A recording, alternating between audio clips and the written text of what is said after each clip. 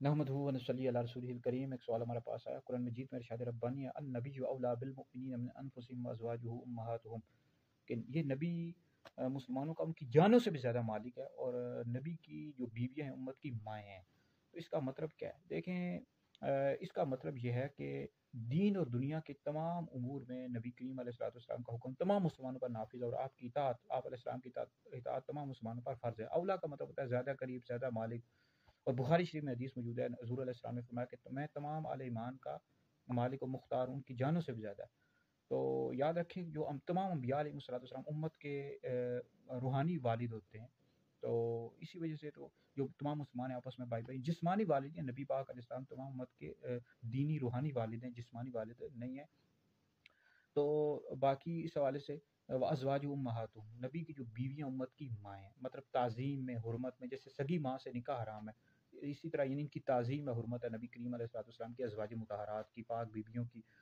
तो इन की इज़्ज़त एहतराम सगी माँ से भी ज़्यादा है, क्योंकि हुज़ूर अलैहिस्सलाम की अज़वाज मुतहहारात हैं। अलबत्ता इनसे पर्दा करना ये फ़र्ज़ है, तो पर्दे का हुक्म अलग है।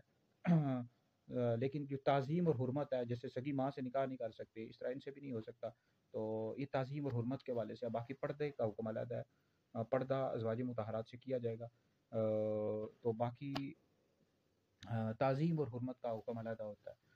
तो याद रखें, नबी करीम अलैहिस्सलाम के अज़वाज मुतहहारात का अदब व एहतराम ये फ़र्ज़ है, और किसी की भी अज़वाज मुतहहारात की किसी भी गुस्ताखी ये दोज़ख में लेकर जाने वाले, जैसे रवाफ़िज़ शिय्ये उम्मुल मोमिनीन हज़रत सय्यदा आयशा सिद्दीक़ा रज़ियल्लाहु ताला अन्हा पर लान तान करते हैं, या आप पर माज़अल्लाह ज़िना की तोहमत लगाते हैं, तो ये दोज़खी है रवाफ़िज़ शिय्ये। तो जो उम्मुल मोमिनीन हज़रत आयशा सिद्दीक़ा रज़ियल्लाहु ताला अन्हा पर लान तान करे और आप पर ज़िना की तोहमत लगाए, ये ऐसा शख्स दार इस्लाम से खारिज है, क्योंकि आपकी बरात में कुरान मजीद की एक कौल के मतलब 17 आयात, बाज़ ने लिखा है 10 आयात नाज़िल हुई।